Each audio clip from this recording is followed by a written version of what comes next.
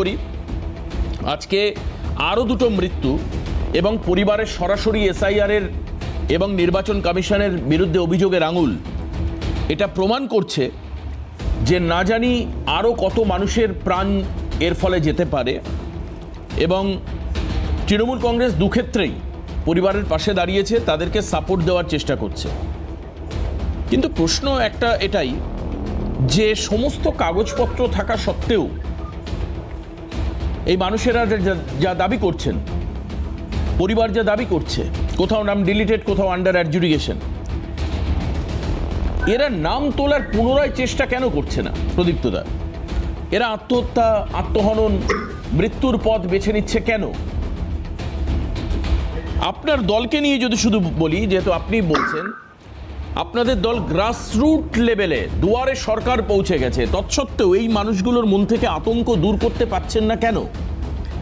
আপনার এলাকায় সক্রিয়ভাবে নেতাকর্মীরা জানেন যে তাদের কাছে তাদের এই প্রবলেম হয়েছে। আমার কাছে বাইট আছে, তারা বলছে যে হ্যাঁ আমি অনেক দিন ধরে ওনাদেরকে বোঝানোর চেষ্টা করেছি ইত্যাদি। তবুও সেই বোঝানো, অর্থাৎ রাজনৈতিকভাবে তাদের পাশে দাঁড়ানো ফলপ্রসূ হচ্ছে না কেন প্রদীপ্তদা? আসলে কি জানেন তো দাদা, ব্রেকফাস্টে কিছুটা গেছে, তো তারপর লাঞ্চে, ব্রেকফাস্ট লাঞ্চের পরে ডিনারে যেটা গেল, সেই ব্রেকফাস্ট লাঞ্চের পরে ডিনারের এফেক্টটা মানুষ বুঝতে পারেনি, বদহজম হয়ে গেছে। বদহজম হলে ওষুধটা লাগে, সেই ওষুধটা খুব প্রয়োজনীয়। আবার সেই সঙ্গে সঙ্গে তুমি সাপের গর্তে বিষ ঢেলেছে, তো এবার সাপের গর্তে বিষ ঢাললে কি হয় সেটাও আপনি জানেন। মুশকিল হচ্ছে কে সাপ আর কে মানুষের পাশে দাঁড়াতে পারছে, কি কনফিডেন্স অর্জন করতে পারছে, এই প্রশ্নগুলোর সঙ্গে সঙ্গে না জড়িয়ে রয়েছে লক্ষ লক্ষ মানুষ যাদেরকে বোঝানো গেছে। আপনি যেরকম ভাবে একটা মৃত্যুকে নিয়ে বলছেন যে কেন বোঝাতে পারছি না, আমরা একথা যতদূর জানি যে নিশ্চিত জানি যে 2 কোটি কত লক্ষ ভোট বিজেপিও পেয়েছে, কংগ্রেসও লাখ লাখ ভোট পেয়েছে, সিপিএমও লাখ লাখ ভোট পেয়েছে, আমরাও 2 কোটি 90 লক্ষ ভোট পেয়েছি। সব মানুষের কাছে সমানভাবে পৌঁছানো বা পৌঁছানো না সেটা কিন্তু সম্ভবপর সবসময় হলেও মানুষের যে অস্তিত্ব নিয়ে লড়াই, সেই অস্তিত্বের লড়াইটা কিন্তু এখানে বড় চ্যালেঞ্জিং হয়ে দাঁড়াচ্ছে। এবং এক্ষেত্রে একটা রাজনৈতিক দলের সাকসেস নিয়ে আপনি চিন্তা করবেন, নাকি আর একটা রাজনৈতিক দল যেভাবে মানুষকে ভয় ভীতি ভেরিয়ে দিয়েছে এবং একদিকে দেখাচ্ছে গাজর রয়েছে, সিএ রয়েছে, আর একদিকে দেখাচ্ছে আমি সাপের গর্তে বিষ ঢেলে দিয়েছি। লক্ষ্মীরানী দাস, মায়ারানী দাস ওয়ার্ড নাম্বার 15 গঙ্গা 2002 সালে ভোট দিয়েছে, বিয়ে হয়ে গিয়েছে, 15 নম্বর ওয়ার্ডেরই একটা বুথ থেকে আর একটা বুথে পাল্টে গিয়েছে, তাদের নাম এবার বাদ চলে গিয়েছে।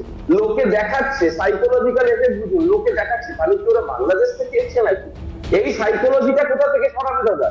যখন সমাজ, আমাদের সমাজ যখন একটা সন্দেহের বাতাবরণ তৈরি করে দেয়, যে বাতাবরণ তৈরি করতে ওই 108 কোটি হোয়াটসঅ্যাপের গ্রুপ সক্ষম হচ্ছে, আমরা সেখানে ফাইট দিচ্ছি, লক্ষ লক্ষ মানুষকে প্রোটেক্ট করতে পেরেছি, তার মধ্যে দিয়ে যারা 1-2 জন, 10 জন, 100 জন মানুষ যেভাবে নিজেদের অস্তিত্ব রক্ষার লড়াইয়ে তারা নিজেদের লড়াইটাকে আর পাচ্ছেন না, সেখানে যখন প্রশ্ন হচ্ছে না যে রাজনৈতিক দল ব্যর্থ হচ্ছে কেন, আমি আশা করবো পরবর্তীকালে একটা প্রশ্ন হবে যে আপনারা কেন মানুষদের ভয় দেখিয়েছেন বিজেপিকে, এই প্রশ্নটা করবেন। আপনারা কেন মানুষদেরকে বলেছেন যে 1 কোটি মানুষের নাম বাদ দিয়ে দেবো, রোহিঙ্গা, মুসলিম? আপনারা কেন বলেছেন সাপের গর্তে বিষ ঢেলে দেবো? আপনারা কেন বলেছেন যে ব্রেকফাস্টে কিছু পেয়েছি, ডিনারে কিছু খাবো, আর লাঞ্চে অনেকটা খেয়ে গিয়েছি? মুশকিল হচ্ছে কিছু রাজনৈতিক দলকে প্রশ্ন করা কিছু সহজ হয়, কিন্তু সেই রাজনৈতিক দল যেভাবে মানুষের পাশে দিনের পর দিন দেখেছে, তারপরেও যখন এই প্রশ্নটা আসছে, আমি আশা করবো আপনি প্রশ্ন করবেন সিএএ নিয়ে আপনারা যে ক্যাম্প করলেন, সেই সিএএ এর মাধ্যমে কজনকে নাগরিকতা দিলেন? সিএএ নিয়ে আপনারা যে ক্যাম্প করে টাকা তুললেন, সেইখানে কেন 15 নম্বর ওয়ার্ডে মায়ারানী দাস, লক্ষ্মীরানী দাসের নাম এভাবে বাদ গেল, যারা মতুয়া, যারা হিন্দু? না, এটা তো ঠিক প্রদীপ্তদা। আসলে মানুষের এক্সপেকটেশন তৈরি হয় তখনই যখন কোনো রাজনৈতিক দল মানুষের অত্যন্ত কাছে যায়। আপনারা দাবিও করেন, প্লাস আমরা ভিজুয়ালিও দেখি যে পাড়ায় পাড়ায় ভোটার সুরক্ষা ক্যাম্প তৈরি করা, মানুষের কাছে পৌঁছনো, এই কাজগুলো তো তৃণমূল কংগ্রেস করে। সেখান থেকে একটা এক্সপেকটেশন তৈরি হয় যে তাহলে এখনো পর্যন্ত আপনাদের দেওয়া তথ্য অনুযায়ী 160 জনের মতো মৃত্যু এসআইআরে হলো, ইনক্লুডিং উইথ বিএলও, এটা কিভাবে সম্ভব হলো? আমি সেই জায়গায় দাঁড়িয়ে মানে প্রশ্ন করা। আর এই আপনি ভয় দেখানোর কথা বলছেন না, ভয় দেখানোতে প্রদীপ্তদা আমায় মার্জনা করবেন, আমার মুখটা একটু মানে কাটা, তো মানে এই জায়গাটা ছোট না, একটু বড়, ওই জন্য এই এসআইআর এর পরে এনআরসি হবে, হ্যাঁ, এই বলে ভয় কারা দেখিয়েছিল। আমারও অনেক বাধ্যবাধকতা আছে, স্ক্রিনে সবকিছু বলা যায় না, আমারও খারাপ লাগে প্রদীপ্তদা, হ্যাঁ, কিন্তু দেখি আপনার মুখ কত বড় সেটা আবার দেখবো পরবর্তী প্রশ্নে। না, পরবর্তী আপনার প্রশ্নটাই আমি আমার মুখ থেকেই করব। আপনার দেওয়া প্রশ্নই আমি ফাল্গুনীদিকে করব যে আপনারা মানুষকে ভয় দেখালেন কেন। কিন্তু এই জায়গায় দাঁড়িয়ে এটা আমার কাছে খুব পরিষ্কার যে বিজেপি এসআইআরটা করছে না। তা এবার ওনাদের নেতারা বলেছেন যে ডিটেক্ট করো, দাদা শুনুন একটু, ডিটেক্ট করো, ডিলিট করো, ডিপোর্ট করো বলেছেন ওনার নেতারা বলেছেন। আমি তো বলছি, আপনার তো বলতে কোনো আপত্তি নেই। যেটা বলেছেন টিভিতে, যেটা উঠছে, যেটা খবর হচ্ছে, সেটা যদি আমি না বলি তাহলে সেই পাপস্খলনের জায়গা আমার থাকবে না, এই ইহলোকে নয় পরলোকেও নয়। ফাল্গুনীদি আপনার কাছে আসবো। এটা তো ঠিক যে কিছু নেতা বলেছেন যে এই ডিপোর্ট ডিলিট করব, তাড়িয়ে দেব, বাংলাদেশে ফেলে দেবো, লাথি মারবো বলেছেন, বিভিন্ন মঞ্চে বলেছেন। কালেকটিভভাবে দল তার দায়িত্ব নিল কি নিল না জানি না, কিন্তু ভদ্রলোকের বিরুদ্ধে বা ওই ভদ্রলোকদের বিরুদ্ধে যারা ভয় দেখিয়েছেন তাদের বিরুদ্ধে দল কোনো ব্যবস্থা নেয়নি। ঠিক তেমনিভাবে তৃণমূল কংগ্রেসও ব্যবস্থা নেয়নি, যে বলেছে এসআইআর এর পরে এনআরসি হবে, আপনাকে বার করে দেওয়া হবে, তার বিরুদ্ধে দলও কোনো ব্যবস্থা নেয়নি।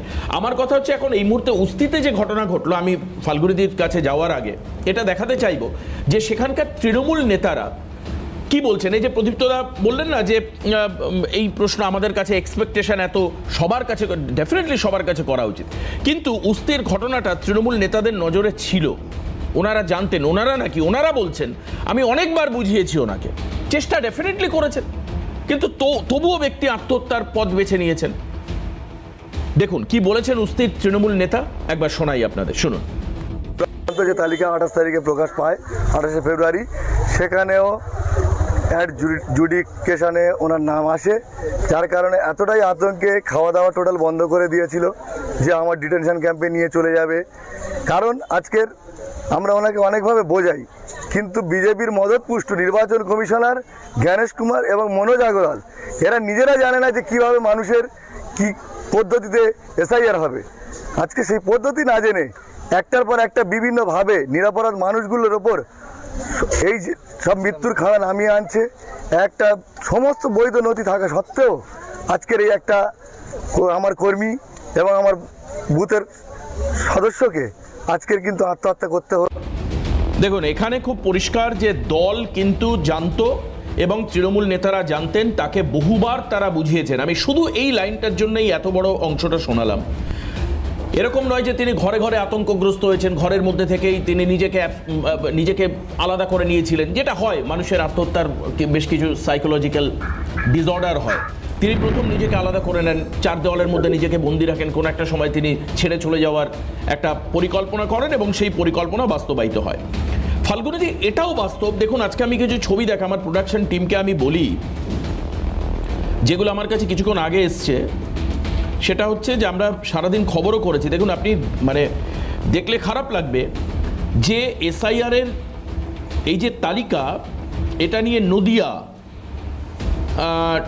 তেহট্টে, সঙ্গে তেহট্টের নফরচন্দ্রপুরে, চাকদার শীতলপাড়া, দেখুন একের পর এক ছবি। এই মানুষগুলো সব কাগজপত্র আছে, কেন ইমাজিন। এবং তৃণমূলের পঞ্চায়েত সদস্য মানুষের কাজ করেছেন দাবি করছেন বিজেপি, ভাবতে পারেন।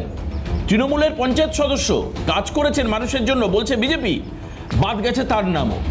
এই যে ছবিগুলো দেখছেন, এদের প্রত্যেকের কাগজপত্র রয়েছে, এরা প্রত্যেকেই বলছেন আমরা আতঙ্কিত এবং শঙ্কিত এবং দ্বিধাবিভক্ত এবং আমরা উপায় খুঁজে পাচ্ছি না যে এখন আমরা কি করব। এই ছবিগুলোও স্পষ্ট পরিষ্কার। দেখুন একের পর এক নাম ডিলিটেড এবং তারা রীতিমতো এক্সিস্ট করছে অ্যালং উইথ অল পেপারস। এখানকারও মানুষের বক্তব্য আছে, আপনাদেরকে আমি শোনাতে পারবো যদি সম্ভব হয়, আমরা শোনাই, শুনুন।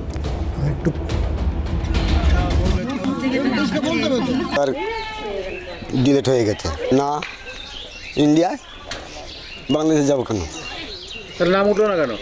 নাম না উঠলে আমি কী করে বলবো? আমি তো বলতে পারছি না। আমাদের যা দেওয়ার দরকার আমরা দিয়ে দিয়েছি, কি করেছে না করেছে আমরা কিছু বুঝতে পারিনি। বাংলাদেশের লোকেদের নাম উঠে যাচ্ছে, আমাদের নাম উঠতেছে না। কেটে গেছে। কাটলো কেন? জন্ম কোথায়? আমার এখানে জন্ম, এখানে আমার বিয়ে হয়েছে। তাহলে কাটলো কেন? সেটা তো আমরা বলতে পারছি না কেন কেটেছে। আমরা তো সব কিছুই ডকুমেন্ট দিয়েছি, বাবার, মার, ঠাকুর বাবার, তারপরে আমার আই কার্ড, মানে সব কিছু ডকুমেন্ট দিয়েছি। কেটে দিয়েছে, সেটা নাম কিন্তু উঠিনি। কেন কাটলো সেটা আমরাও তো বুঝতে পারছি না। আমরা তো ভোট দিই, ভোট দিয়ে বলে তো কেটে দিয়েছে। ভোটার লিস্টে আপনার নাম আছে? নাম আছে, কিন্তু দেখা যাচ্ছে ডিলেট আছে, কাটা পড়েছে। কেন? সেটা কেন, সেই কারণটা বলতে পারছি না। কিন্তু আমরা তো এখানকার বাসিন্দা, আমাদের বাবা মা পূর্বপুরুষ তো এখানেই আছে, তো আমাদের প্রমাণপত্র যা যাবতীয় সব কিছু আছে, কিন্তু ভোটটা কিসের জন্য কাটা পড়েছে সেটা তো বলতে পারছি না। বসবাস করি, পাশে হচ্ছে ইচাখালি গ্রাম, মেহেরপুর জেলার পাশেই আমরা বসবাস করি। এবং এইখানে আমরা যে সমস্ত লোক বসবাস করি, এই ভোটার লিস্ট থেকে যদি নাম বাদ হয়ে যায়, তাহলে সেই নামটা আমরা যদি না থাকে, আমরা সরকারি অনুদান পাবো না। আমরা একদম পিছিয়ে পড়া লোক। আমাদের নাম ডিলিট হয়েছে, ভোটার আই কার্ডটা ডিলিট হওয়ার ফলে আমরা এখানে নতুন করে যাতে আবার আমাদের নামটা থেকে যায়। আমরা তো পুরনো ভোটার, থেকে গেলে সেই নামটা যাতে থাকে সেই ফর্ম নিয়ে এসেছি জমা দেবো বলে। এসআইআরে আমাদের নাম ডিলিট করে দিয়েছে। আমার 2002 সালে আমার ভোটের বাবার নাম আছে, আমার ডকুমেন্টস অল কারেক্ট আছে, তবুও কেন আমার ডিলিট করলো? এবারে সবার নাম এসছে, আমি বাদ দিই। চাইছি যাতে কাজটা তাড়াতাড়ি দ্রুত সমাধান হয়। টাকা সত্ত্বেও যদি ডকুমেন্টস কি ভেরিফাইরা করেছিল, কিভাবে ভেরিফাই করেছিল ডকুমেন্টস? আমি আমার বার্থ সার্টিফিকেট, আমার পাসপোর্ট, আমার মাধ্যমিকের পাস সার্টিফিকেট সব দিয়েছি, তবু আন্ডার এডুকেশন কেন? যে প্রক্রিয়া সঠিকভাবে মানুষই চিনতে পারলো না, সেই প্রক্রিয়া নিয়ে গর্ব করে কিভাবে কমিশন? এই প্রশ্ন এই ছবিগুলো দেখার পর উঠতে পারে। যে মানুষটার জন্ম এখানে, তার বাবা ঠাকুরদার জন্মও এইখানে, সেই মানুষটার আজকে নামের পাশে ডিলিটেড কেন?